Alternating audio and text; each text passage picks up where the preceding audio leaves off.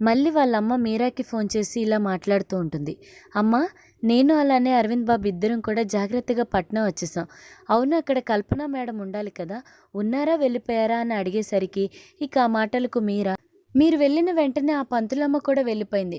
అయినా ఆమె గురించి ఎందుకు అడుగుతున్నాం మళ్ళీ అనేసి మీరా అరంగానే ఇక మళ్ళీ ఫోన్ కట్ చేసేస్తుంది. ఇక మళ్ళీ వాళ్ళ అమ్మతో ఫోన్లో మాట్లాడిన మాటలన్నీ కూడా అరవింద్ వాళ్ళ అక్క రూప వింటుందన్నమాట.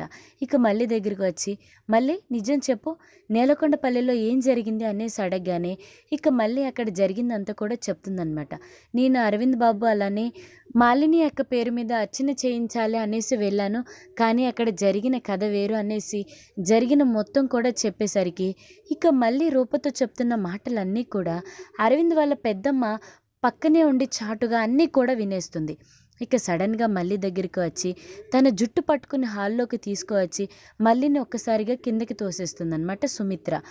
అక్కడే ఉన్న రూప అలానే ఇంటి సభ్యులంతా కూడా సుమిత్రని ఆపి ప్రయత్నం చేస్తారు, కానీ సుమిత్ర మాత్రం మళ్ళీ మీద కోపంతో ఊగిపోతూ ఈ విధంగా తిడుతూ ఉంటుంది. అసలు అరవింద్ అలానే మాలిని విడిపోవడానికి కారణం ఈ మళ్ళీనే. మాలిని అరవింద్తో విడిపోతాను అనేసి అన్నప్పుడు తన ఆవేదనలో నిర్ణయం తీసుకుంది అనేసి అనుకున్నాం, కానీ ఆలోచన చేసే తీసుకుంది.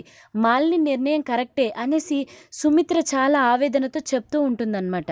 అసలు నువ్వు ఇంట్లో నుంచి వెళ్ళిపోతేనే మాలిని అలానే అరవింద్ ఇద్దరు కలుస్తారు, వాళ్ళ కాపురం కూడా బాగుంటుంది అనేసి మళ్ళీని కొట్టే ప్రయత్నం చేస్తూ ఇక తన జుట్టు పట్టుకుని బయటికి తోసేస్తూ ఉన్న క్రమంలో అప్పుడే అక్కడికి అరవింద్ వచ్చి, పెద్దమ్మ, ఇందులో మళ్ళీ తప్పేమీ లేదు, మీకు అసలు నేలకొండపల్లిలో ఏం జరిగిందో తెలుసుకోవాలి అనేసి అనుకుంటే అక్కడే ఉన్న మాలిని ఇంటికి వచ్చిన తర్వాత తన్ని అన్ని విషయాలు కూడా అడగండి అనేసి అనగానే ఇక అక్కడ అందరూ కూడా ఒక్కసారిగా షాక్ అయిపోతారు.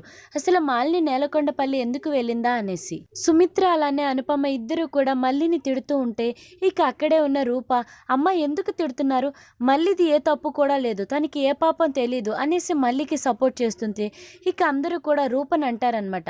అసలు మళ్ళీ ఇన్ని తప్పులు చేసిన నువ్వు తనకే ఎందుకు సపోర్ట్ చేస్తున్నా అనేసి రూపకి ఎగనెస్ట్గా మాట్లాడు. ఇదంతా ఇలా ఉండగా మరొక వైపేమో వసుంధర తనకి జరిగిన అన్యాయం గురించి శరత్చంద్రని ప్రశ్నిస్తూ ఉంటుందన్నమాట. ఈ వీడియో కనుక మీకు నచ్చినట్లయితే please like and subscribe to my channel. Thank you for watching this video.